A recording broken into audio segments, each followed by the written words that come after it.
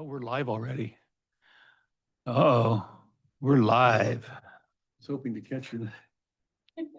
I know. Mm-hmm. Open mic. Open mic. Zero is watching now. I know. That's a.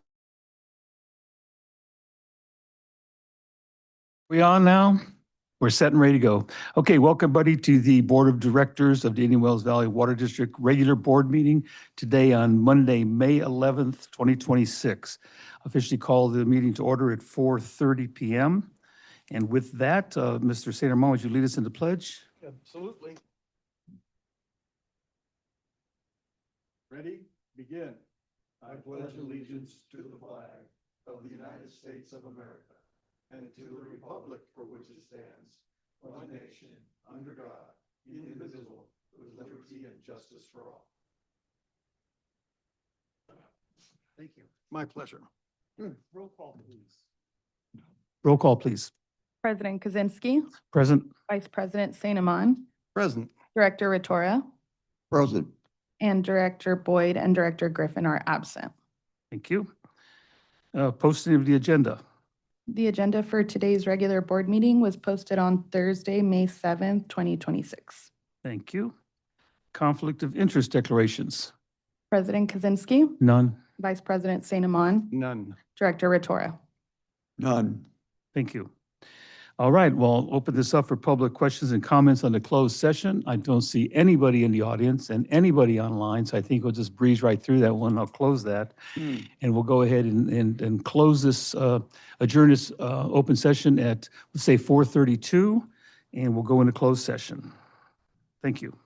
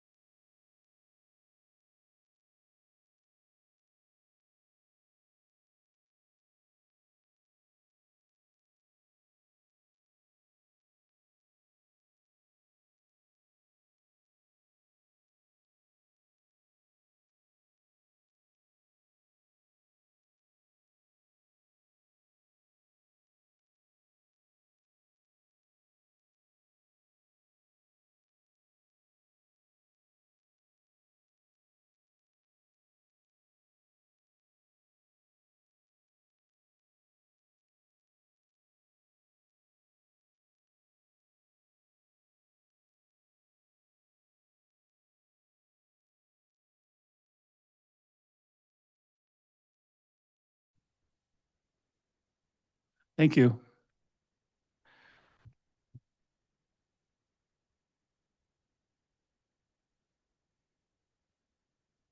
Are we all set? Okay.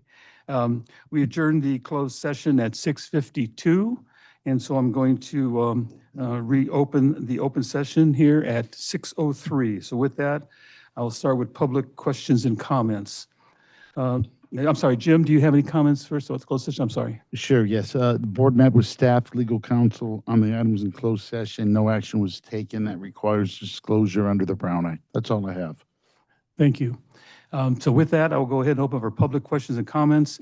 This portion of the meeting is reserved for persons designed to address the board on any matter not on the agenda and over which the board has jurisdiction. However, no action may be taken by the board of directors on any item not appearing on the agenda. Non-agenda speakers are asked to limit their presentation to 5 minutes. Public questions and comments on items listed on the agenda will be accepted at any time the item is brought forth for consideration by the board. Are there any comments or questions from the public?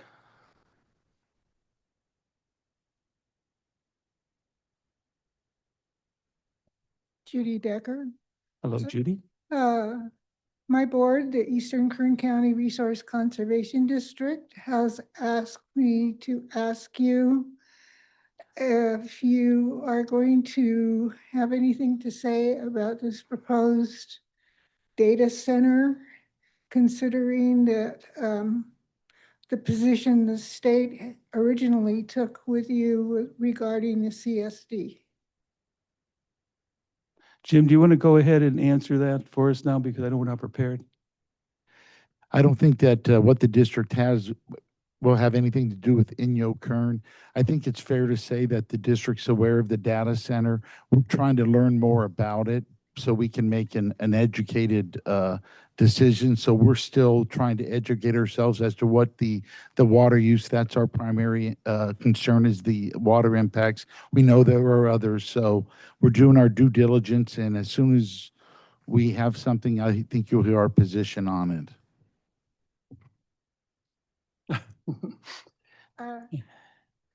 A couple of people have told me, although I have not found it myself, that Trump's administration has made a statement sometime, I guess, in the last year about there should not be any data centers west of the Mississippi River because of the because of the water situation in the western part of the United States, especially in the Southwest. I cannot find that article, but I offer it to you to all look for. So I don't want to jump in front of George, but we are looking into data centers, and we Okay. believe there's a bill coming out that may prohibit the construction of data centers in critically overdrafted basins. I don't know enough about that to go, but that is, well, we're just doing our due diligence, trying to learn about this. All right, well, I thought they asked me to ask you, so I have done my job here. All right, we'll be glad to. Thank you. And George, you're going to cover those particular bills later, right? Correct. Under the general manager's report, there are a couple of bills that pertain to data centers that I thought were relevant, and I'll just be talking about what they say. Thank you. Any other comments or questions for the public? Just a point of information, the legislation they're referring to is at the state of California level. Nobody on line? Okay. So with that, I want to proceed by asking the board to move a couple agenda items. Before, I would like to move agenda item E and F after consent calendar A. So I'd like to do consent calendar first and discuss E, general manager compensation, and F, special projects coordinator compensation, just after consent calendar. Do I have any objections from the board? None for me. Okay, so be it. So we'll move on then. All right. So next order of business is the current consent calendar, approval of the board minutes, meeting minutes, and accounts payable disbursements, approval of minutes from April 7th, special board meeting April 8th, special board meeting April 13th, regular board meeting, and April 21st, special board meeting, and then also the approval of accounts payable disbursements. Do I have a motion? I still move. And do I hear a second? Second. Do I hear any comments or questions from the public or online? Okay. Hearing none, I'll call for a vote on the consent calendar.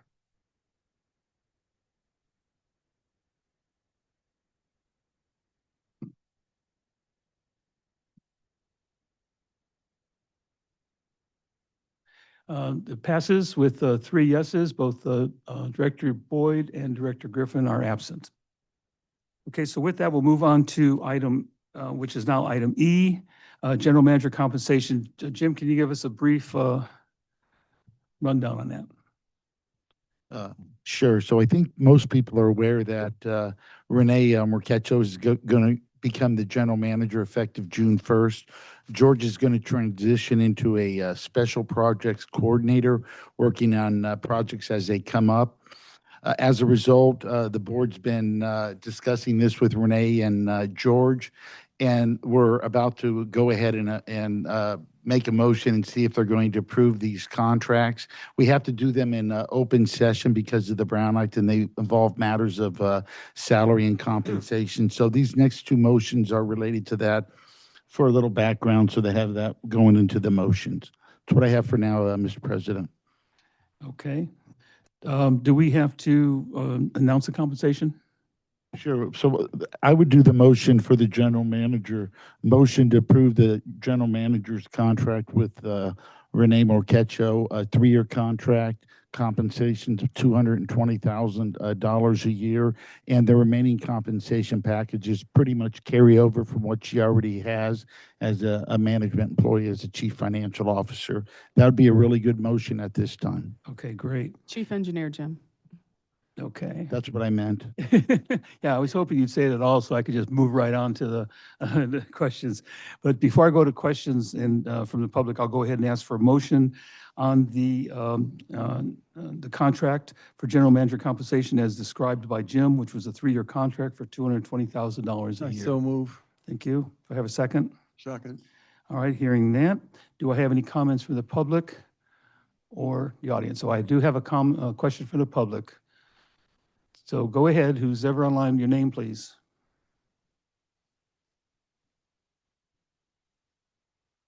Are you there? Yeah, Okay. yeah, I'm here. Can you hear me? Yes. Yeah, this is Renee Westalusk. I just have a question regarding the promotion of the chief engineer to the position of the general manager. Is the chief engineer job going to be advertised to get another chief water hydrologist engineer, or is she going to be doing 2 jobs? That'll be entirely up to the new general manager at which time she takes that position, which is scheduled for June 1st. Is it possible for her to do both jobs? It seems like it's too big of a Wait, responsibility and overwork and all that for one person to do chief Renee, engineering plus general manager. I'm sure our new general manager will be able to make that decision, how she wants to handle that when she officially takes the position. And Jim, did you have something to say? We also have Justin in-house as well, so it's not like it's a big, it's not, there's going to be somebody there, and Oh, your mic went out. Your mic went I'm out. comfortable she can transition the position. Okay, yeah, I'm not the only engineer on staff, so no worries. So I don't know about Justin. What is his position? He's our associate engineer. Is he a water hydrologist? Well, neither of us are water hydrologists. We're both civil engineers.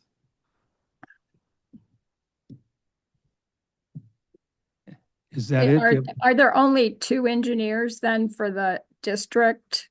Besides Right. our consultant, Krieger and Stewart, yes, we are the 2 on staff. 2 on staff and then plus your consultant? Correct. Okay. All right, thank you. Any other comments or questions from the public before I call for the vote? Hearing none, I will call for the vote on the general manager compensation contract. President Kaczynski, Yes? Vice President St. Amand, Yes. Director Rotora, Yes. and Director Griffin and Director Boyd are absent. Thank you. The motion carries. All right. May I say a few words? I was just going to look at you and say, do you have anything you'd like to say? Yeah, I just want to thank the board for having the confidence in me to put me in the position, and I look forward to working with you all in the next coming years. But I also am really looking forward to working with our staff. We have an excellent staff. I don't think not everybody recognizes how dedicated they are, and they have I'm trying to put the right words in. They understand the importance of what they do on a daily basis to protect the public health of this community. And it's very important. Thank you. So And we look forward to continuing that and also continuing to call them out and sing their praises anytime we can. I appreciate your commitment, one, to the water district and two, to the community. You've been a part of this community for a number of years, and I think you understand the importance of how you service our community with the water district. So I truly appreciate your dedication to that. Thank you. All right. So Jim, are you ready to move on to item F, Special Projects Coordinator Compensation? And Yes. go ahead and since lay the whole motion out for me. Sure. So since we now have two general managers, we need to do something with George. We're going to transition George into what we call the Special Projects Coordinator. He'll be doing projects as they come up, and he's already working on a number of those, and he's staying very busy. George will continue to work with the district through the remainder of the year, and then we'll see what happens. George will maintain his current compensation package, but he'll have a little bit more freedom. He'll start his transition to Utah a little bit earlier than planned. And the motion would be to approve the contract with Mr. Kroll as a Special Projects Coordinator through the end of 2026 at his present salary of $232,000 a year. Same benefit package as the other employees in the district receive. That's all I have. Great. So what I'm going to do is ask for a motion to approve the contract as stated by Jim, which was end-of-year contract for the Special Projects Coordinator at $232,000 per year until the end of the year. And so George can move in that new position. So with that, I look for a motion. So move. Thank you. Do I hear a second? I second the motion. Thank you. Any comments from? Okay, I see we have one caller online. Caller. Yes, this is Renee Westerlusk again. Can you hear me? Yes. Okay, is this Special Projects Manager position a permanent one? Or is it just a temporary position? As we stated, we just made the motion and second on, it's a 6 months to the end of the year. Yeah, terminates what December happens with- 31st.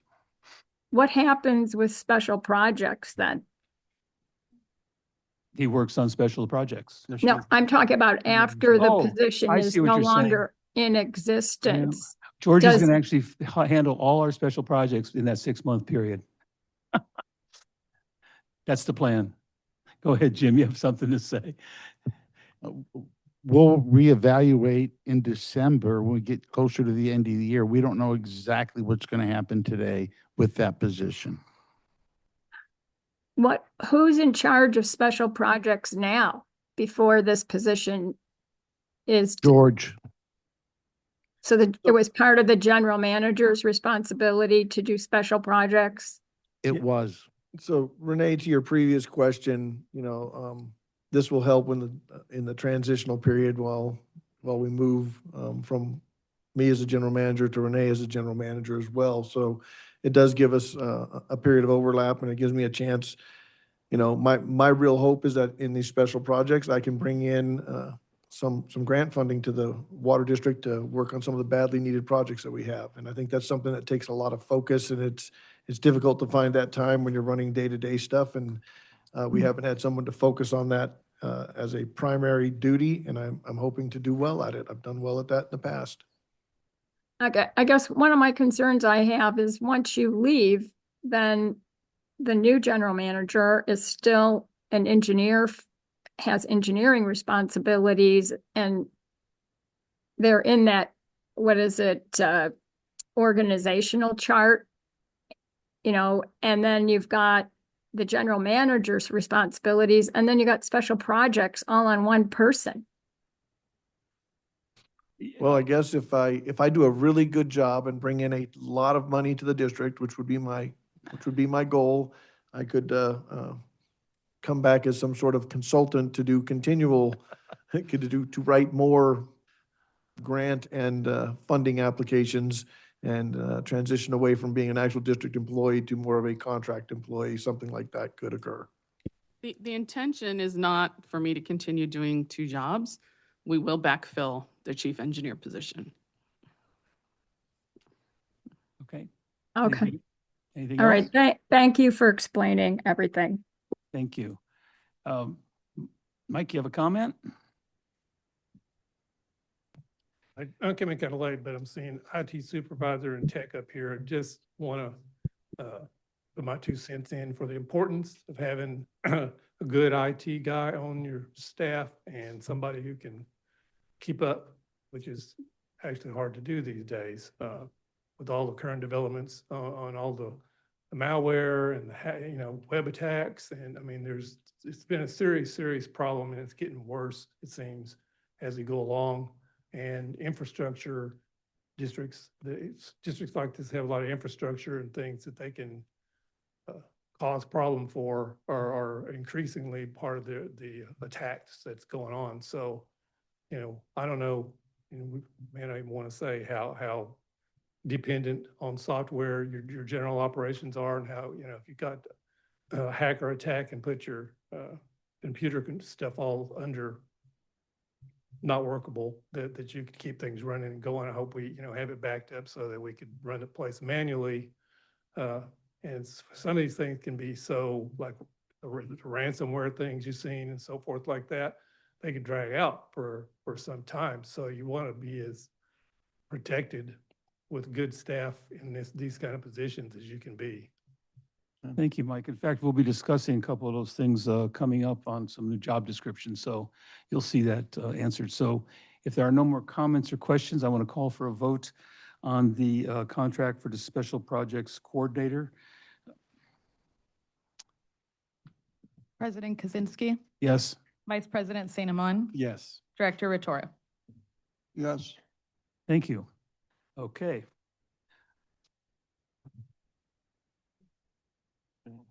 So we'll continue down the agenda. This is item B, Admin Exec Committee, job description revisions. And I'll go ahead and I guess I'll turn that over to, who wants to handle that? Isabel?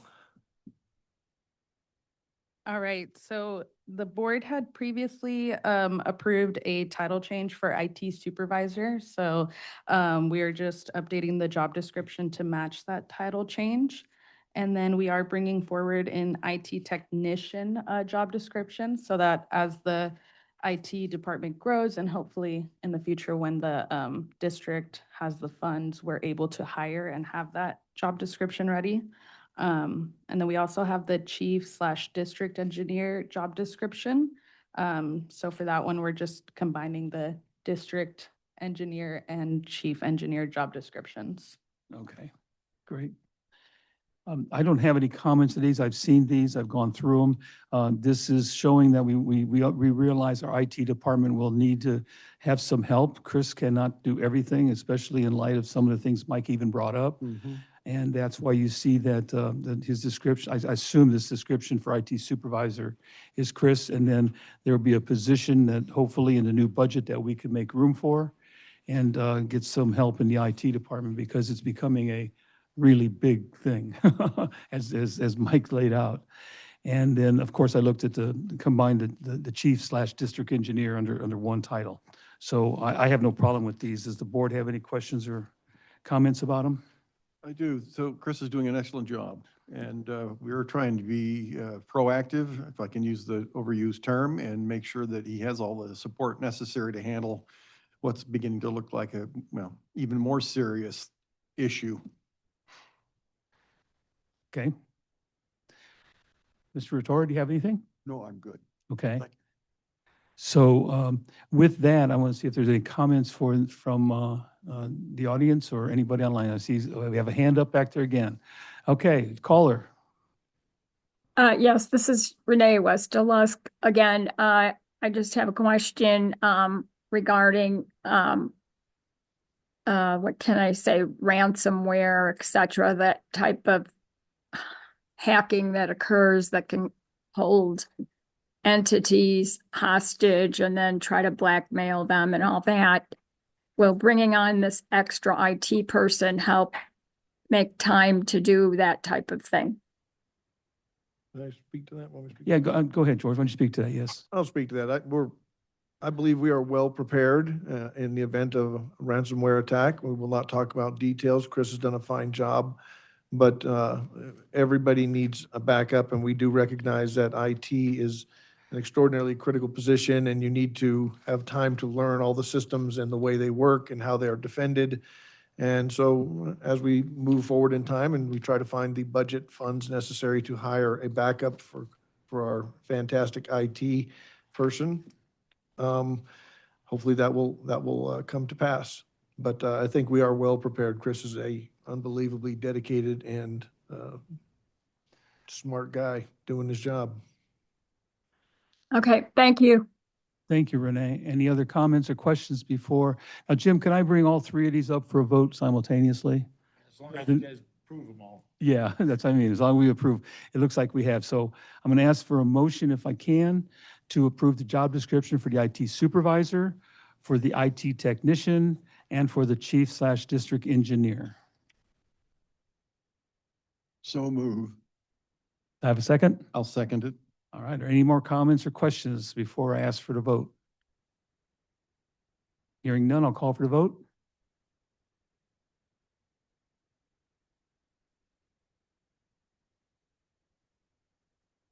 And it passes with 3 yeses. Of course, Director Boyd and Griffin are absent. Thank you.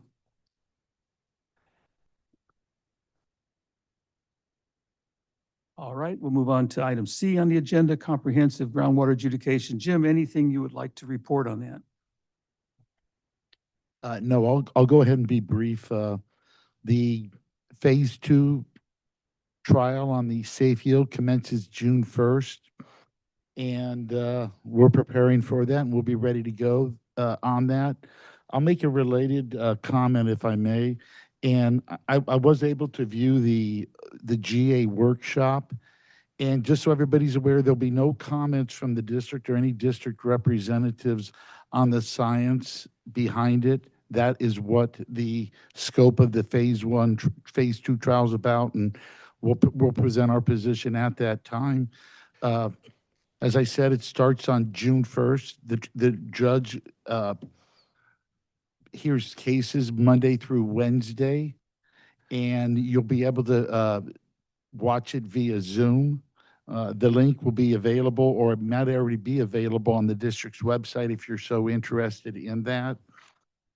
So that's the comment on the adjudication. Last thing is, I did watch that, and I saw that there were several members of the public that questioned the GA on the funding of the pipeline.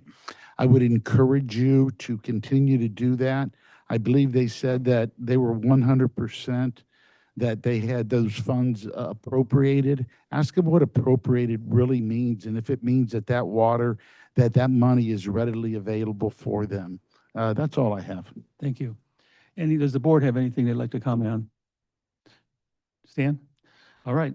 Anything from any callers? Anything in the audience? I'm going to go ahead and take the audience first. Mike? I may have heard this before, but you said Monday through Wednesday, the trial proceeds each week, Monday through Wednesday? Yeah, Monday through Wednesday. It's estimated to be a 10 to 15 day. I think 12 days is maybe a good estimate. This judge has shown he's very efficient with the way he handled Phase 1, so he's not going to listen to a whole lot 2 times because it is a. Basically what you're saying, it's going to be the whole month of June then, sounds like. I would expect the first 4 weeks to be used, yes. Okay. Either 9 or 10. Yeah, it's up to the judge. Yeah. I think it's, I'm pretty sure it's 9 o'clock, and you know, you take a break at 10:30 and then a lunch, so you get like 5 hours in of testimony time during the day, so Okay. nothing, it's not exciting.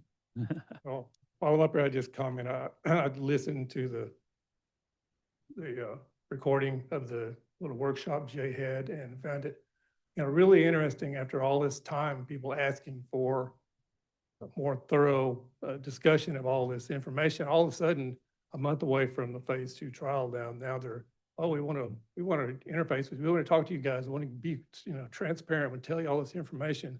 It's like, oh, you sure waited a long time to finally get to it. And being a month before the, say, phase 2 trial, it seems like real interesting, the timing of the whole deal. I'm not sure what they think they were going to gain from that, but it's, from what I thought, it didn't look like they really did gain much.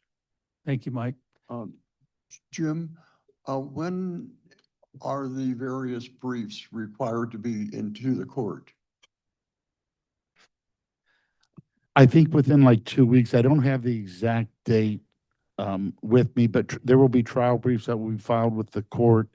And I think we're going to give them the expert reports as well. I can get you a date, Stan, but I think it's probably a couple weeks away. Okay, can we put those on our website? Yeah, I mean, it's public document at that time, right? Was it submitted to the court? yeah, we'll put it all on the website. We'll put theirs on the website too. Thank you. Thank you. Transparency, I like it. I was going to mention, if I can, on our website, if people want the link to the court hearing, they can go to basin adjudication and then key dates. And then it's at the very top is the link, how to participate in the court hearing, and the link is there. Okay. Yes, Judy. Yeah, reading what Renee said. And then dates. Okay. Yes, I have a comment. My comment is regarding the Groundwater Authority workshop they just had and the negative comments that were just made about it. And my comment is 2 months ago or less, we had a change in the manager of the Groundwater Authority. And I think that's why you now finally have had a workshop where you had years of inaction by the previous manager. Thank you. And does the caller have a question? All right, caller, you're online. Yes, this is Renee Westerlusk again. When you're on that link where you go to basin adjudication and then you pick key dates and then how to participate, what time does that link become active? Does the court open at 9 or is it 10 in the morning?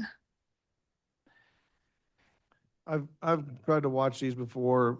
You'll click on the link, you'll have to go to the court website. It'll give you instructions on what to do. Sometimes you're sitting there waiting for the picture to show up. The link should be working kind of at all times, but if it's not during court session, you're just going to go nowhere and nothing's going to happen. So generally, click on a little early, you'll sit there and wait, and eventually the picture will show up. Yeah, it just puts you on hold. I've been there Yeah, before. yeah, And 15 you're in there, it just says, hasn't started yet. Yeah, You start trying about 15 minutes before. Yeah. Then there'll be somebody there. But what is the normal court hours for these types of things? Because I did watch phase 1. You couldn't really watch, you just heard it. I assume they won't be showing anything again. I would assume it would be very similar to what was during the phase 1. I believe it starts at 9 o'clock, but we can confirm and we'll clarify that on the website. And a judge can go, depending upon the pace of the trial and where you are, he could take you to 5 o'clock if he wants, or he can let you off a little bit early. But I think that's dependent largely upon the judge. And I will say also that I've gotten video feed out of there. I haven't always seen the slides that are being presented, but I can at least see the people who are talking. If you can't see them, I'm not sure what's going on with that. That's a court thing. yeah. I've No, always all seen they the showed judges. was the judge, as I remember. They never hardly ever showed anything else, that none of the graphs or anything. Is there a reason for that? Is all that stuff confidential and can't be shown? I think that's a question for the court. Yeah, I think if it would be the limitations of what the court has. If it's being discussed and it's going into evidence, there wouldn't be any confidentiality with it. It's an IT issue, I would believe. But I'll find out and see if there is a way for callers to see the demonstrative evidence in addition to the judge, apparently. They Okay, typically have that a, would be helpful. yeah, they typically have a couple cameras. One's at the judge, one basically shows the bench of the attorneys. Who knows, maybe they put one on the slides. We don't know, but we can find out. I'll ask and we'll It clarify. was asked, yeah. Anything else before we move on? Well, there's just one comment I want to make from the Okay. workshop that the GA put on.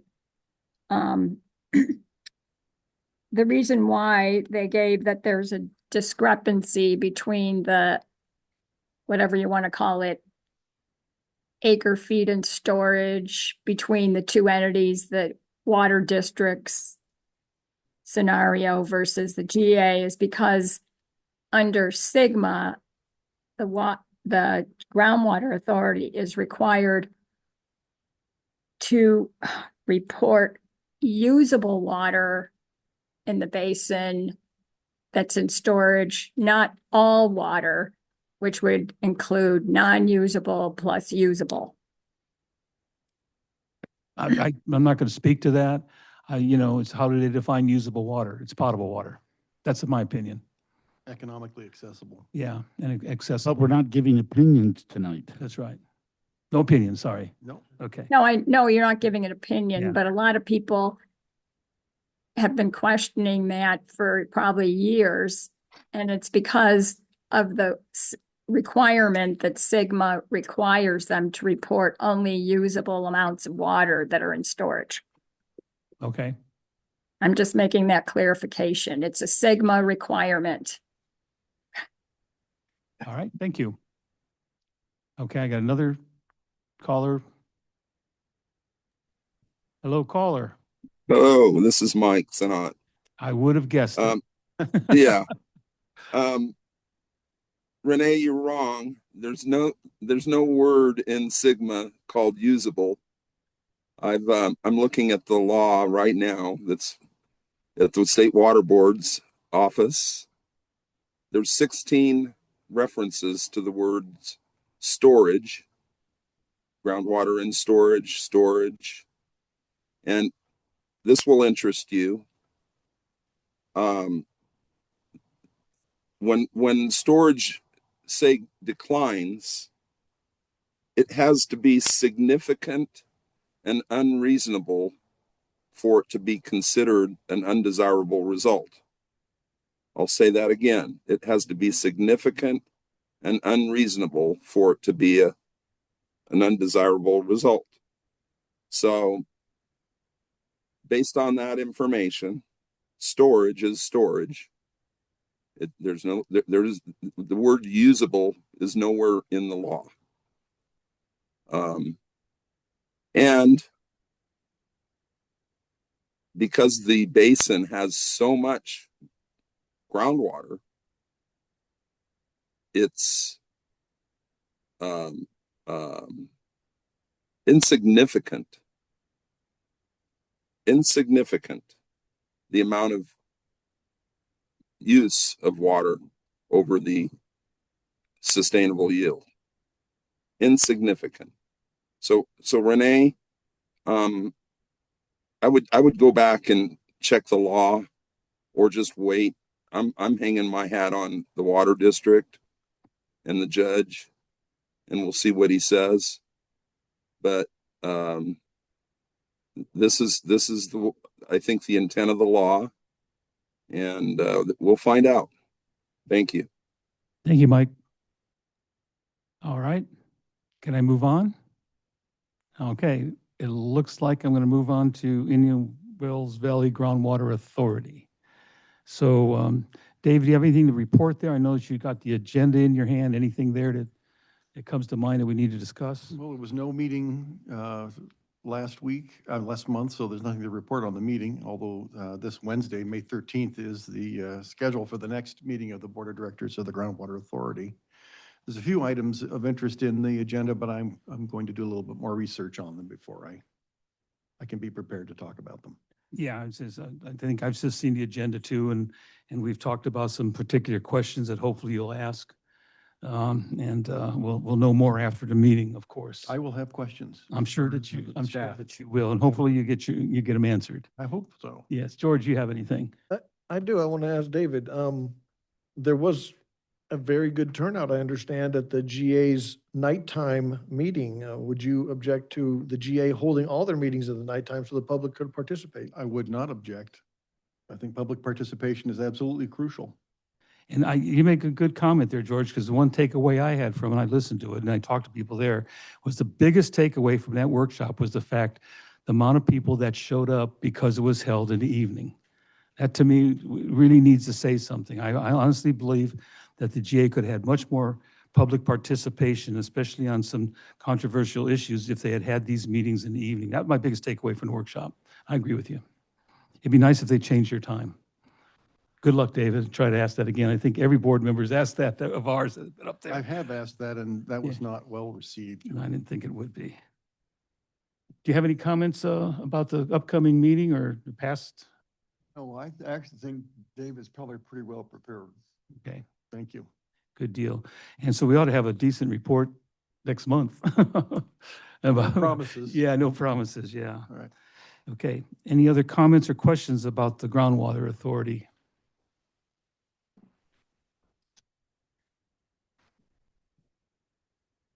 Yes, I have a comment.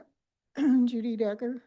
If you recall, back in the distant past, when the Groundwater Authority had both a technical advisory committee and a policy advisory committee, the policy advisory committee strongly recommended that nighttime meetings or late afternoon, whatever, be held.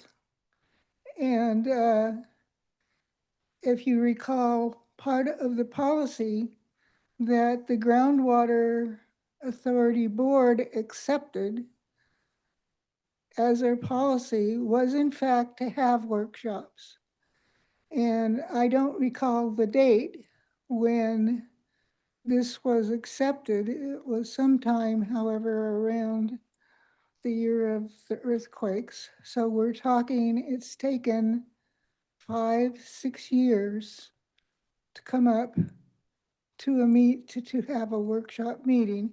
And again, I would like to stress that I think the reason is they now have a proactive manager who lives in this valley, April, and that's why you had the meeting so soon after she took over. And I have another comment, but I don't know if it's about the Groundwater Authority meeting, but it's also about something that's coming up on your agenda. Shall I wait till it comes up on your agenda? All right, please do.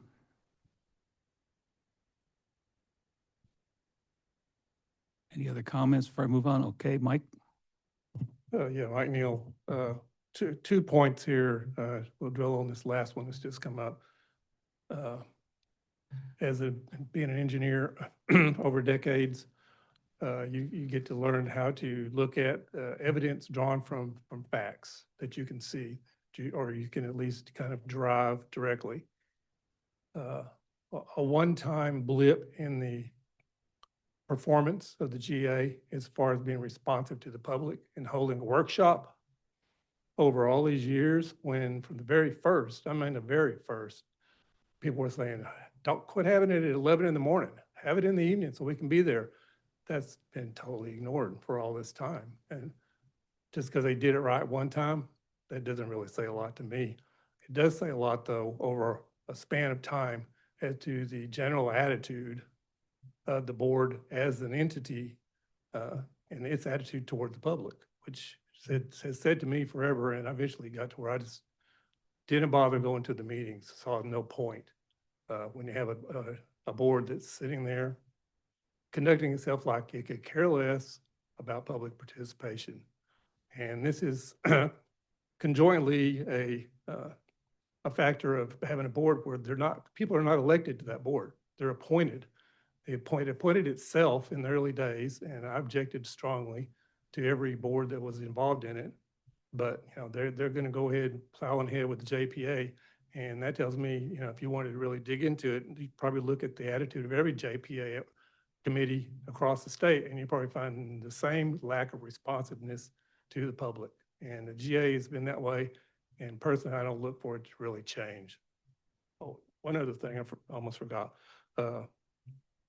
David, when you go to the meeting, I don't know if it's going to come up, but I suspect it will. There's a lot of interest in the data center that's being proposed, out in Kern, and the possible expansion way beyond what the initial estimates are as far as the water use, and whether that's something we really want here in the valley, so forth and so on. It's in the early stages, but it's the first time I've ever seen something like this come up, and as quickly as it has garnered so much attention. So I think it's going to have to be something that's going to need to be discussed at the GA, and probably here too. Thank you, Mike. Okay, any other comments before we move on? Okay, so now we are on to since we did E and F already, we're on to G, General Manager's update. This is your last one, George, make it good. Memorable. Well, it's, first I want to say thank you to the Water District. I want to say thank you to the board, for the opportunities you guys gave me. It's fun. I am incredibly excited about some of the special projects that I'm working on. That's going to be a fun time. And I'll be happy to see Renee sitting in this seat. Congratulations, Renee. So I will get on with this fairly quickly. Significant water district events. So phase 1 of the Brady pipeline replacement is complete. And I wanted to say congratulations to the construction team, the engineering team, and all the members of the water district who helped make that happen. That's a fantastic thing for us. I know there'll be more talk about that elsewhere. There were some pertinent legislative updates. We have a great person in the Sacramento area, Brenda, who gives us some data. So on AB 1413, there's just nothing significant to report, and we would like to hope it stays that way. On AB 1577, this is a law that talks about data center reporting, and I just cut and pasted this out of the report. It requires additional reporting to the State Energy Resource Conservation and Development Commission by data centers in 2029. And a lot of that reporting would have to do with water use, energy use, et cetera. And this is the state moving forward, understanding that these data centers are out there. My discussion on this doesn't say or the water district is either pro or con. It's just so that the public is aware that there are these relevant bills out there. That would be the State Energy Resource Conservation and Development Commission. It's a long one. I can get that for you.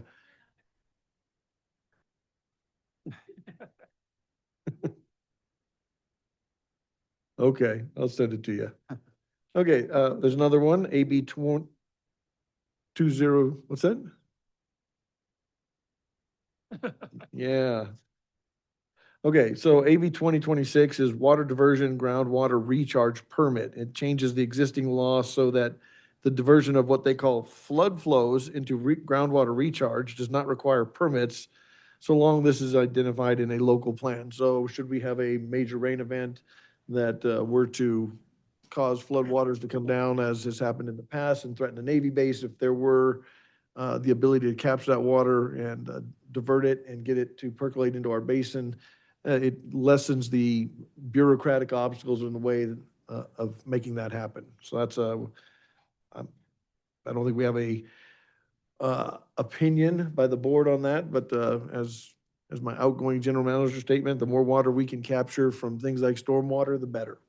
In the last flood year, the Department of Water and Power was releasing water all along the aqueduct from Owens Valley down through Mojave. And the estimates are they released something in the neighborhood of 12,000 acre feet of water into the Indian Wells Valley, which catching even half of that would be a substantial advantage. And the problem with catching that is that the permitting process at that time was so extensive that it would have taken years to get a proper facility into place. Any other comments on that one before we move on? Okay, Move on. next slide. Okay. I will make the disclosure. This is neither a pro or against this particular AB 2469, data centers water use disclosure. I'll read from the cut and paste. This bill would prohibit a city, county, or city and county from approving a discretionary or ministerial permit or other entitlement that would result in the construction or an expansion that increases the maximum peak water use of a data center unless specific conditions are satisfied, including that the data center is not within a critically overdrafted groundwater basin. AB 2469. I believe it's Pappen, actually, if I remember correctly. I think you might be right. SB 1125 is the last one I'm talking about. It's a water rate assistance program. This bill would create a water rate assistance fund, which would be available if the legislature appropriates funds to the program. So this is a lot like the Groundwater Authority's WRDA. You can get an authorization. So this bill would authorize a bank account that the state could put money into, and if it were there, then people who were having a financial difficulty in paying their water bill could make their appropriate application and receive funds to pay the water bill, but only if the state actually appropriates the money into the fund, which is that two-step process that we talk about. So it'll be interesting. They are creating essentially a bank account where you can put money, and it will be interesting to see if the state does in fact choose to put state funds in there to help us out. Certainly that bill does not require us to charge other customers to pay for people's bills. It would be the state that would be doing it. So it'll be interesting to follow this bill and see what happens. I'll make a comment. This has been around for a number of years, and it's always been, how are they going to fund it? And that's where George is right. Where does put something together? It's going to be a bank account. Where's the money going to come from? They've discussed finding funds within the state they can put into it. They've discussed requiring all public water utilities companies to charge their customers a fee to put into it that the customer could opt out of if they want. I mean, that's when it's come up. A lot of districts are absolutely set against that. And so there's all kinds of discussion where the money will come from for this. It's typical state that even if the money was to come up to monitor and handle a program like that, is still going to cost a district like us money. Someone's going to have to take applications, approve them. How do they go along? Getting the money back from the state. So it's I don't know. It's still sort of in its infancy. I don't think they know where they're going with it yet. Where they're going to get the money. So I agree with you, George. So we need to be aware of it, because if something happens that affects our ratepayers and affects our district, we need to be ready to get our comment in on the bill. And the more fees the state charges on individual bills, the more people are going to require assistance paying their bills. This sounds a lot like WRDA, Yeah. where you have hundreds of projects asking for billions of dollars, and the government comes up with a few $100 million, and they can pay that bill down in 90 years. You'd like to hope that this program doesn't turn into that. It is a problem, and I hope that the state legislature is able to come up with a reasonable solution. They just need to We're gonna monitor quit it. spending somewhere. We're going to monitor it for sure. Can anybody remember, maybe they still does, your phone bill used to have a charge on it Yeah. all the time for people who were unable. Landline. Yeah, your landlines had a charge that was on there that they were ordered to collect that would help people access communication through phone lines, but it was on everybody's bill. I don't know if you all remember it. I think there's even one on your electric bill somewhere, I think, but don't get me wrong. But yeah, that's what I thought for these kind of programs. So we have to watch it. David's right. We're going to monitor it and make sure we have our input. Okay, Okay, thank you, George. next slide. One employee, this is a safety and injury, strained his back lifting, took a little rest, discussed with the online nurse, relaxed a little bit, went on light duty for the rest of the day, did not lose any work time, but it's something we do have to report. Okay. I believe all topics covered in committee meetings are covered in this particular board packet. I So believe you're right. Nothing elsewhere. Next slide.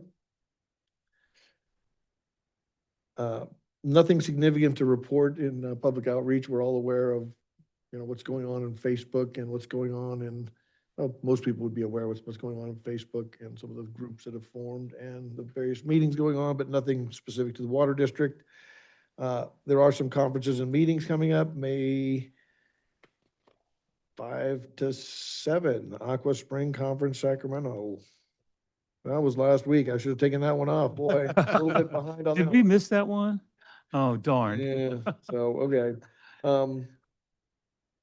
June 28th to 30th, CSDA GM Leadership Summit is coming up. The Special Districts Leadership Academy, which is something that board members could take an interest in if they are interested. And in August 24 to 27, CSDA has their annual conference in Palm Desert. Those are the things that are coming up. So you guys definitely read that magazine that comes out from the special districts. Because I tore out some pages here because I was going to bring it up that to make sure that we're looking at all the available training, seminars, things that we can go to can help further the education and of our staff and the people here. So I'm hoping that, and I think this probably falls into whose hand will this fall into? I think it might be yours. To remind everybody, because there's things on here, and I think, David, I think you even sent an email out about things that were available here we need to look at. There's also other things I thought, George, that, things like planning for pipes you can't see, update on projects for old main replacements. So you guys are reading these things, and you see them as well as I do, so I'll quit bothering you with them, and so I'll expect you to bother me if there's something we need to do. Right. Yeah. yeah. There's going to be a rush to volunteer for that. Okay, George, anything? Yeah. George, you have anything else? No, just a final thank you and thank Okay, the Water District and the board. Thank you, George. just thank you. And I'm sure we're going to be hearing from some more for you. I'm sure there's going to be a spot on this agenda for reports on the special project work. I hope so. I hope that's Okay, a good one. great. All right. With that, we can move on to engineering and water supply update. Oh, I'm sorry. We have a hand up, huh? Okay. Go ahead, caller. Hello, it's Mike Sanat. I just wanted to say thank you, George. I've enjoyed talking to you when we've had the chance. And you brought up AB 1413, and I'd kind of like to mention one of the documents that I got back from this Public Records Act request that I put in with the Kern County Council's office was a full color, glossy type brochure that was prepared by Capital Corps, and it was used as their handout or email when they were lobbying legislatures. This was a full court effort on behalf of the GA, and on the inside of this brochure, it says sponsored by the Indian Wells Valley Groundwater Authority. And I just, they went to such great lengths to put this legislation on, to find a sponsor and put it into the pipeline in the committee and the state legislature. And they couldn't, or at least the city, as you know, couldn't see fit to make any kind of disclosure to the residents of Ridgecrest what they were up to, calling it a legal strategy. It was pretty bad. Anyway, I just thought I'd mention that. It's kind of the smoking gun of their behavior last year on AB 1413. And I think that was a act of desperation to avoid the adjudication of phase 2. And here we are. So I'm really glad to see that didn't happen. And thank you, George, and good luck, Renee. Hey, Mike, can you make sure, Yeah. I don't know whether George or Jim or anybody has a copy of that brochure. And if you can send a copy, or you can tell them how to get hold of one, because. No, I'll be firing stuff off to you. I haven't had a chance to. Great. We have. I still have a lot Okay. of documents that I haven't reviewed. Okay, I guess we have it. Great. Sure. Okay, well, I'll send it to Isabel. Yeah, yes, Isabel, yeah. yeah, I mean, it's really, I just can't believe they did that. Okay, thank you, Mike. Okay, thanks, bye. Okay, I have someone else on caller. Next caller, please. Yes, this is Renee Westerlusk. I wanted to know about that AB 2469. You described it as a data center water use disclosure bill. Is there anything that protects critically overdrafted basins in that bill? Have you had time to look it over? Well, I mean, reading the text, it says, you shall not build data centers in critically overdrafted groundwater basin areas. I think that's relatively clear. Okay, because I didn't catch that when you were reading it off. It just said something about non-critically overdrafted. There was something about water basins, any data centers there. What you said, I think, had to report water usage, even if they weren't in a critically overdrafted basin. Yeah, that was, okay, so AB 2469 Yeah. includes a provision that states that data centers are not to be constructed within a critically overdrafted groundwater basin. Not to be constructed. Okay. So I think the legislation is about ensuring the data centers are reporting accurately on the amount of water they're using. And I think that extra line is just to, as George says, to prevent data centers from being built in critical overdrafted regions. Do you have any information on where this bill has it been through any committees or anything? I don't believe so yet. I don't think we're that far into the process. The reason I report on these things is we will report as they progress through the legislature at the state level and where they're at. And in some instances, the board might choose to take a position for or against a specific piece of regulation, but that is up to the board. I simply report what's out there and utilize the resources that we have. Brenda is awesome in providing us these reports on all the various bills. They're literally, I believe, I Well, want to say hundreds, but I think it's closer to thousands of these bills that come out every year. Some of them will pass, some of them will not, but it's important that we look at the ones that are pertinent to the work that we do. Well, the water district wouldn't be against this bill, would they? We've just become aware of it. We haven't formed any position. We don't know the whole bill entire. Right. The best way to find your information, Renee, is just go online, Google AB 2469 California. It'll tell you all about it, probably tell you what committees it's been through, which committees it hasn't been through, and who wrote it and everything. That's the best thing to get, that's the best place to get all the information. We have to look through the legislation's language ourselves just to make sure we understand it and there's nothing in there that's detrimental to the water district. Okay. All right, thank you. Thank you. All right, can we move on? Looks like we can. I got a nod from the back. So now we're on to engineering water supply updates. All right. So first I want to apologize for not making my font bigger. Jeez. I didn't realize it was so small. Oh my gosh. Good on my That's okay. screen. I can enlarge it right here. Yes, you can enlarge it, but the Yeah, I can public enlarge it. cannot enlarge it. But Look at that. Were you- number one, Indian Current CSD, we don't have any news from the state at all on the CSD. So that's what we know. Okay.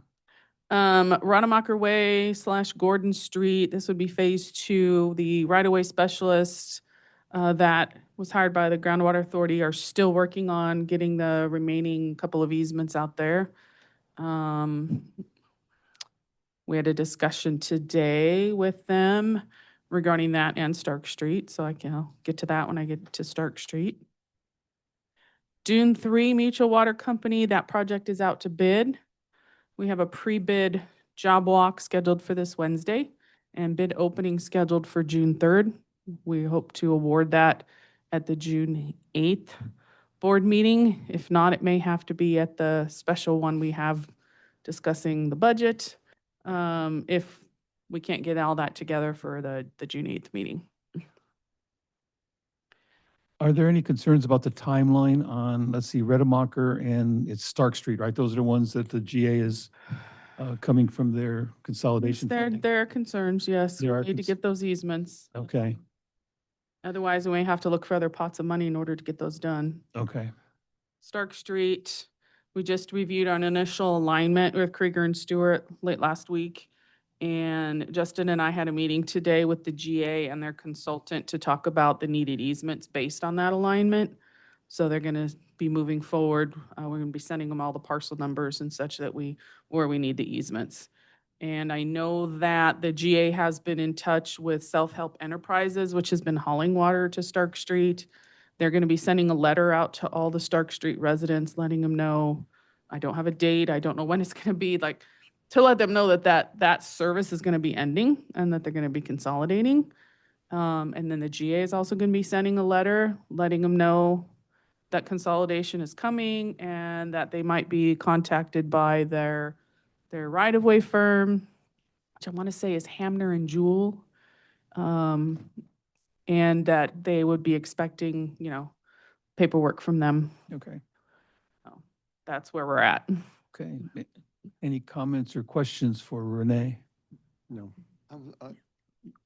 Is the GA concerned about their grant time running Yes. out? Is that money going to expire or? Yeah, yes, it will at the end of the year, yes. So it is possible that it won't get done, but I can tell you Stark Street, if we are shovel ready, the State Water Resources Control Board has a pot of emergency funds to do these kinds of things. I think we would be able to get that money, anything up to $1 million.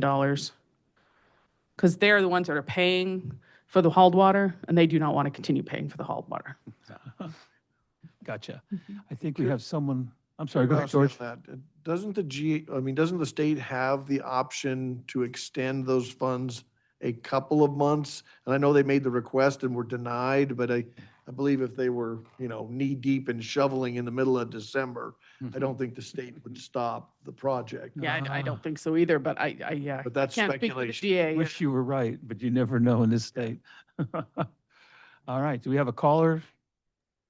Yes, this is Renee Westerlusk. I have a question for Renee Morcascio. How long does it take to do those consolidations once you get the easements? Is it a 4-month period? Once we get the needed easements, like for Rademacher, we're pretty much ready to go. Once we get the easements in place, we can order parts and materials and our construction crew can get started on that project. Stark Street's gonna be a little different. Our intention was to do a change order with the contractor that gets the June 3 project. May or may not happen, I don't know. But I can't tell you right now how long any of that's going to take right now. Okay, thank you. Thank you. Okay, next item, which was, Have a comment. oh, I'm sorry, there's, Well, first I have a question on the Stark Street. I know the district, their policy is not to have dead-end main lines. And I'm curious as to how you're going. I know you're gonna come down and do Dune 3 and then come down. I know exactly where Stark Street is. But then what? Will you go over to I think you said you weren't going to go over to Calvert and connect to the line from the Southwest Well Field. Is that correct? That's correct. It'll just go down Strecker to Stark Street and then to the west to the end of Stark Street. Okay, so you will have a dead end Yes. line for now and you'll have to flush it. Yes. Okay. I have a comment. My comment is on Rademacher. People for years maybe since before David was born. That's a lot of years. You don't tell me about it. Have known that where the Rademacher water system is and where those houses are is a poor water area. It has always been a poor water area. And I think it's terrible that the GA used that poor water area for water consolidation for a situation that has happened. It was there to start with. The county permitted the wells, and they're there. I'm sure you knew him, David. Gil Plain. Sounds familiar, yeah. Well, he was Don's division head in the research department when we first came. And he would complain to Don and everyone else on a daily basis about the terrible water that he had. And he lived down there, I don't know what street, but in the Rademachers. And yet, on the agenda for Wednesday is taking replenishment money to finish off the Rademacher project. And to you, I want to voice my objections to that. That money is intended to service domestic wells that have gone in trouble. So I'm sorry that this whole thing has happened. The people who continued to build houses there after the first few houses went in and got on the water system, they were dumb if they didn't know what the water situation was. I mean, what's more important if you're going to go out and live in the country, and at the time, that was the country, to know what your water is. Thank you. Okay, Thank you, Judy. Anything else before we move on? I think you still have two more items there, the Brady transmission and water supply, or is, okay. Turn my microphone back on. Oh, look, that one's I can read. Yeah. So the installation for Brady, as George mentioned, was complete and it was tied in at Ward Avenue. And then the rest of the pipeline that had been sitting dormant basically over the winter was flushed and sampled, and that's all now back in service. Okay. The remaining items that we do have to finish are paving the intersection at Ward and repair of two driveways, private driveways that we went through. Okay. So we'll be scheduling that here very soon. All right. Any question? Oh. We just give you a microphone. We just need, we ought to just give her a microphone. Yeah. See, you must have gotten out of your meeting in 5 minutes last month because I wasn't here. Now, this question has been asked of me, and I bring it to you. And approximately how much water do you have to use to flush the line? Like when you flushed the line a couple weeks ago, you must know how much water. 60,000 gallons per intersection to intersection. 50,000? 60. 60,000. So we went overboard because it sat for so long. We wanted to pull water from a further distance. So when we took a sample, we knew we had nice clean water. Right. Well, it's better to have clean water, but it's sure too bad So that all the water has to be used for that purpose. the total is about 200,000 for how far we went. So we were just recharging the groundwater basin. Well, actually, no, you weren't, because I saw it down street. No, we went a little bit further, Judy, to make sure we were good to go. Yeah, it's unfortunate, but it's all for public health protection there, Judy. I think I'll take this opportunity to mention, there was a question asked, and I did the calculation, I forgot to formally bring it up, and the question was how much water is in the 50-mile, 24-inch pipeline, and I believe my calculation was 14 acre feet of water somewhere in that neighborhood when you have to flush it, which is and generally it's not just a once and flush. You generally, what do you think? Twice the size of the pipeline if you just is about normal. Absolutely. And if it goes down, depending where the break is, if it's in between booster stations, you never know Yeah. how much it's going to be. But when you first bring that thing online, it's going to be quite the And we're flood. paying for every bit of that as well. That's 4.5 million gallons. Yeah, that's a lot of Yeah, water. there's a discussion at the GA board that, occasionally we have to they were gonna have to decide whether to put the line under under the road or over the top of the road. And then, they thought it'd be cheaper to put it under the road, but we'd get washed out but we could just fix it. And you'd really have to flush that line if it broke because of a flood. It would contaminate the thing pretty severely. Plus, you have to run water, not just to get the bacteria out and to sterilize it, you've got to get all the mud and dirt and whatever else happened to get pulled in there. So it becomes really pretty amazing how much water it's going to take. Well, there are other rules that also apply, such as there's a pressure rule. So they have a minimum pressure rule in a pipeline. So what you don't want to have happen is to lose pressure in a pipe that's buried under the ground and have the surrounding pipe collapse. groundwater infiltrate bad water into the pipeline, which can happen. So you have to maintain positive pressure. Yeah. The current GA, the preliminary design report said, we're going to turn the pumps on 19 hours a day and not the other 5 hours a day, because then you'd have to pay for a higher electric bill. But I don't know how you maintain, I'm still trying to wrap my head around, like, how do you keep the 20 PSI minimum pressure inside the pipeline when you turn the pumps off? It seems a little, maybe, I don't know. I don't understand how they're going to do that, but they use that to say, oh, we can save a little electricity, but then you risk contaminating the water in your pipeline and having to flush it all out again. So there are some questions there about flushing that are pretty significant when you talk about a 50-mile pipeline. All right, we'll move on. Anything else on Brady? Yeah, one more thing I'd forgotten is we also have to, Kern County is requiring us to fill in the old pipeline.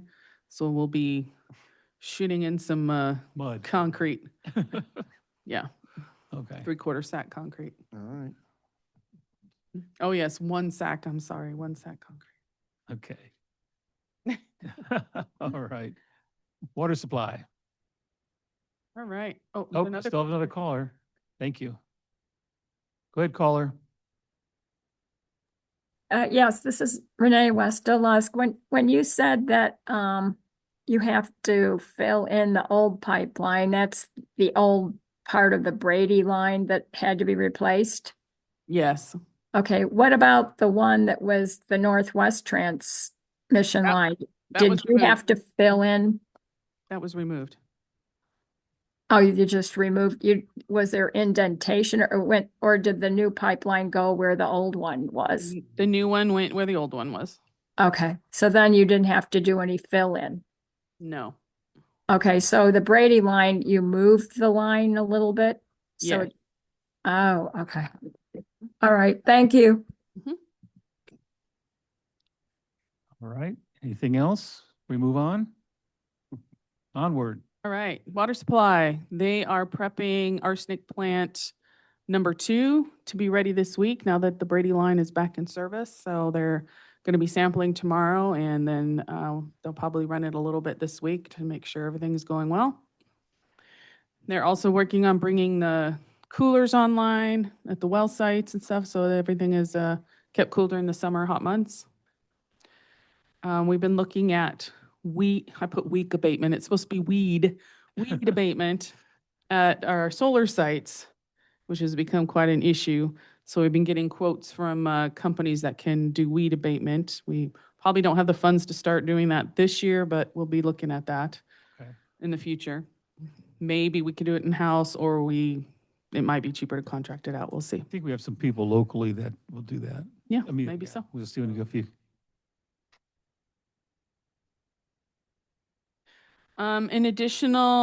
We're also looking at additional cameras to complement the ones that we have out at the sites, the solar sites.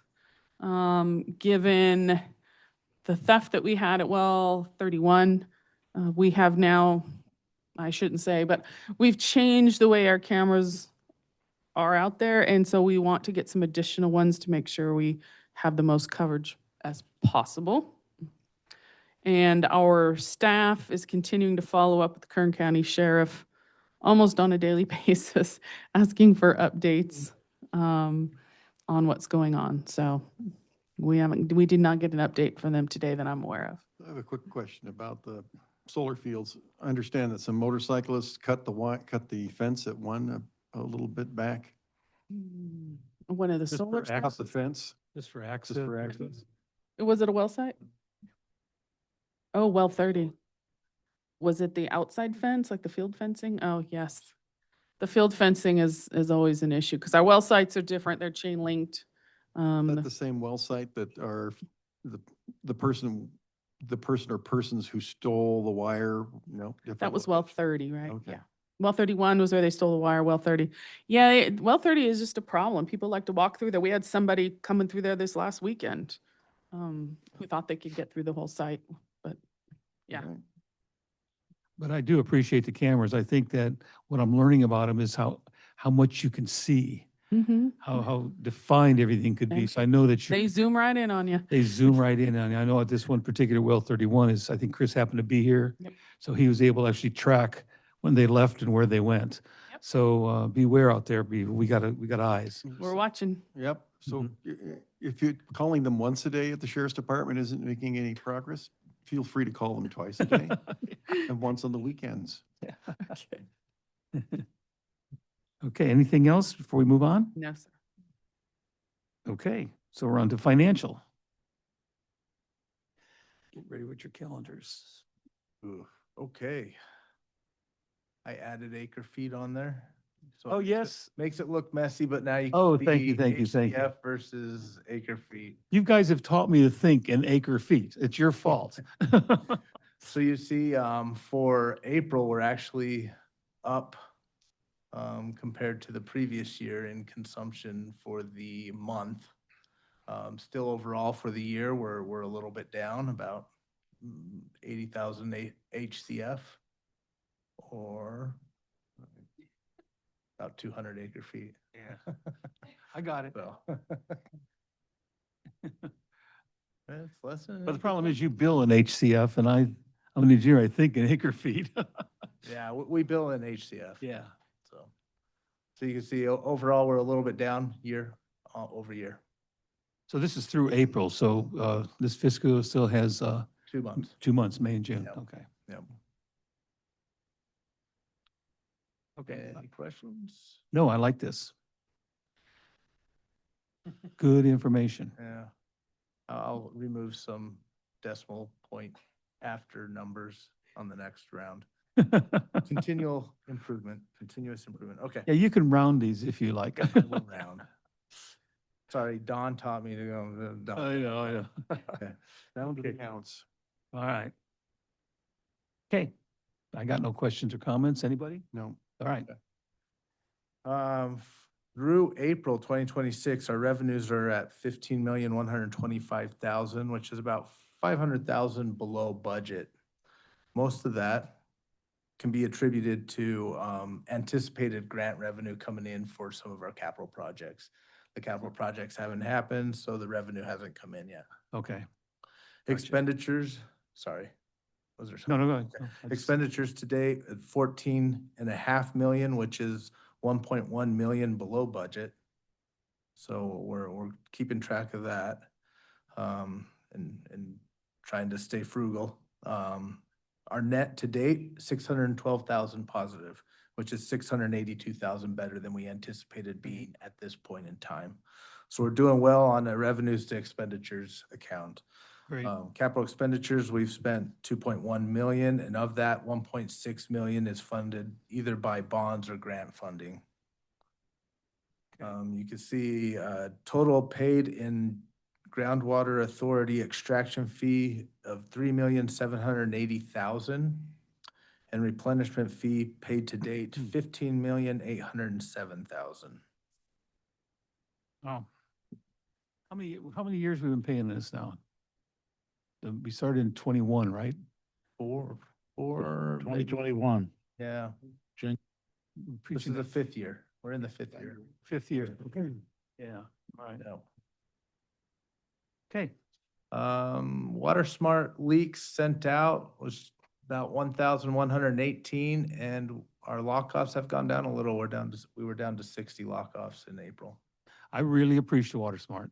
Again, because what it's doing now, I notice, it looks like it, tell me if I'm wrong, it looks like it tracks what you put in as your maximum usage, but it also looks at your usage. So even if you're below where you are. It's looking at your average usage on those days. And so I was warned that I was using about 40 or 80 gallons a day than I should have been. And yet I wasn't at my maximum in any way. It's just warning me that this is outside of your trend. Yep. I really, truly appreciate that. Believe me, when that comes up, you'll be able to look, you can troubleshoot, you can find, I found it right away. But it was on the neighborhood, I want to say, gosh, it was like 20 or 30 gallons an hour somehow. And it was a small leak, but I was able to find it. But if I hadn't had this, I might have never seen it You wouldn't know until you got your bill. until I got my bill. And then I'd come down here and say, what's going on? Yeah, no, we appreciate it. We do get calls once in a while when people do get alerts and we Yeah. kind of try to walk them through It's identifying where it's coming from, but it is useful. Yeah. and Some of them call you and say, I just started my swamp cooler. Yeah. and keep in mind, it takes some troubleshooting on the owner's part. You know, I mean, well, could it be this? Let me shut this off and see what happens. And you look at it and see what happened. You can look at the next day. So you're able to troubleshoot certain areas and what's going on and boil down to where the leak might be. So it's a supremely valuable tool. And I recommend as many people as possibly start using it. Thank you for that. Anecdotally, we occasionally get people who complain because Water Smart Didn't notify them soon enough. didn't notify them. And we go like, this is, we try to explain to them, like, this is something where we go above and beyond to help you out. And yet they, our poor customer service people, they're so amazing that they, here we are helping people out. We're making sure that they get the message that they're having a problem. And they sort of turn around and point the finger at us like it's our problem that Water Smart didn't notify them soon enough or something. And you go like, we're doing everything we possibly can. And we give you all these options to, set the values lower or whatever. And so, just some kudos to go out to the customer service people who have to deal It's with just that stuff. absolutely. And yes, it's 24 hours. And you have to gather all the information has to be and kick through the system. But in short of a huge monster leak, but when you look into small leaks that occur that people end up paying for, I hate to say it, the 24 hours is worth the wait because then you see it. But if you learn how to use it, everybody. Believe me, you'll save yourself a lot of money. Yeah, I know, you're right. I'm I just go around my house turning off all the lights and air conditioning. Sharon keeps leaving on, so. I'm pleased to Ooh, see the I'm in number of trouble. block-offs is going down. Yeah, It's about 60% of what I would have normally expected. yeah. Absolutely. All right, any questions or comments? Oh, I know you want to move on about planning the session for the budget, right? I think this is the place we need to do it. We can do it, yeah. I think we ought to. Didn't know if we're gonna do it now or the next. I meeting, think but- we need to set up because you're talking about June having a special session to go over the budget and work the budget. Yeah. So what's your recommendation? Are you going to depend on the board to actually agree on a date?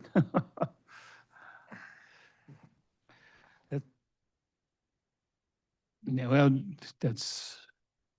not sure how we're going to pull that one off. Yeah. We maybe have to have this budget approved. Maybe provide some options on your end, or maybe just email Yeah, why it. don't you provide some options to us so we can look at them?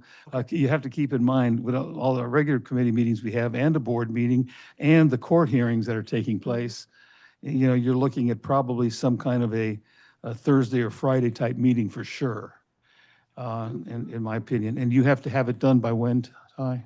Before the 1st of July. Because then you want to bring it to the July board meeting for approval of the budget? No, That would be we'd done. approve it at that meeting. We'll approve it at that meeting. Okay.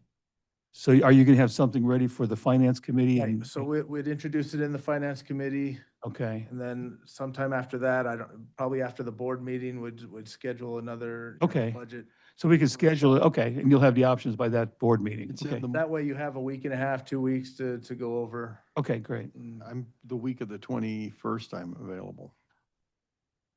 The week of the 21st, I'm unavailable. Oh, yeah, I am available. ties So- up that way. Well, you're unavailable. That's not my problem. So here's a thought. If it is in June, perhaps our legal team could provide us with an excellent day where some exciting court hearings would be going on, and before and after the special board meeting, you could watch a little bit of the court proceedings, which would be on a Monday, All right. Tuesday, Wednesday? You'll provide us with options. With- and we'll with options, review. yeah. Yes.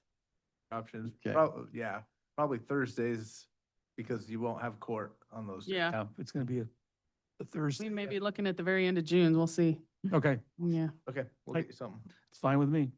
Thank you. Just based on, I think Stan said he was gonna be out a couple weeks, Yes, Stan's. and then Ty's gonna be out, and yeah, with Yeah. court hearings and the board meeting, and it's gonna be tough, but we'll have to get it done. Yeah, you couldn't have picked a worse month to do it in, you know that. Okay, all right. Are y'all done, Ty? Yes. Okay, any comments on the financial update? All right, hearing none. Operations. All right. So, I'm sorry, the valve exercising is incorrect. I thought I zeroed that out. There was no valves churn this past month, due to the locate uptick. You'll see that there was 423 USA North locates. That's up from 218 the previous month. So we have been inundated trying to cover locates for other utility companies as well.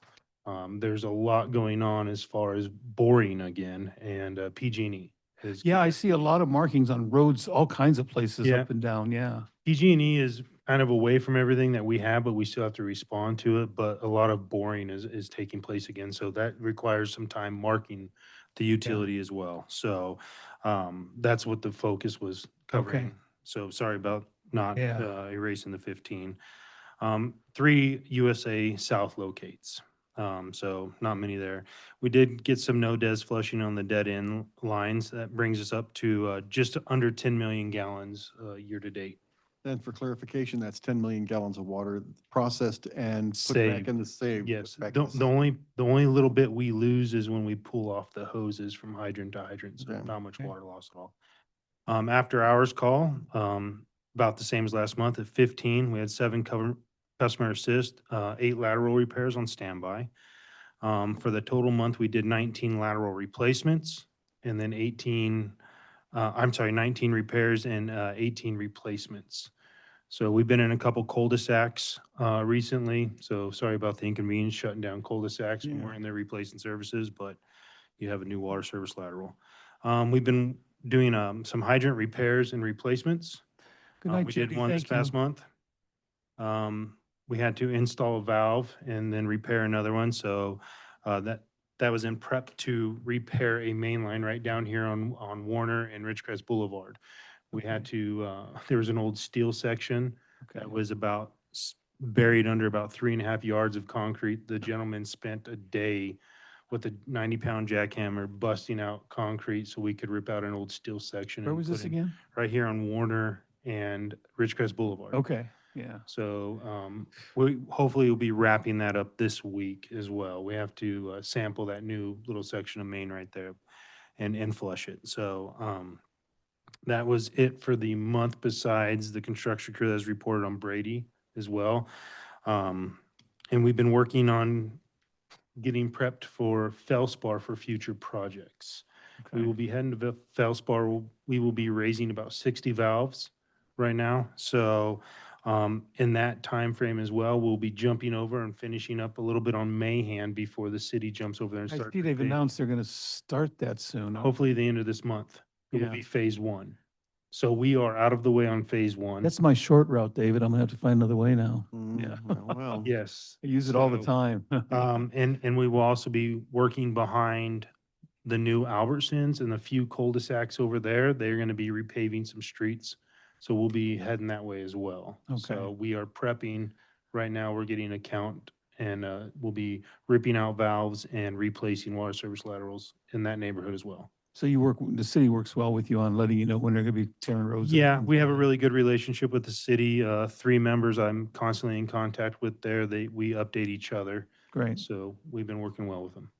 Are you after all count? It looks like that's about the average. Isn't it about 15 to 20? For right now, yes, sir. Yeah, Yeah, we had 6 this past weekend though alone. right, okay. So when it gets warmer, the uptick. You have comes. more, okay, all right. Okay, anything else?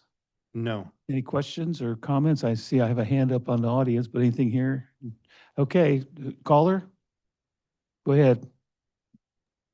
Yes, this is Renee Westerlusk. I wanted to know about the arsenic treatment plants, when they will be turned on. Renee did report on that. I'll hand it over to her. Yeah, under my update on water supply, I said that they were getting ready to put arsenic plant number 2 online this week. They had to wait for the Brady line to come online in order to do that.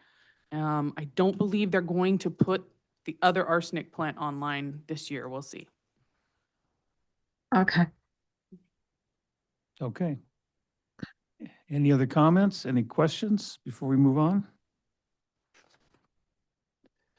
Okay, hearing none, we'll move on to item 10, board comments and future agenda items. So, Director Torra, I'll start with you. Any comments or please go.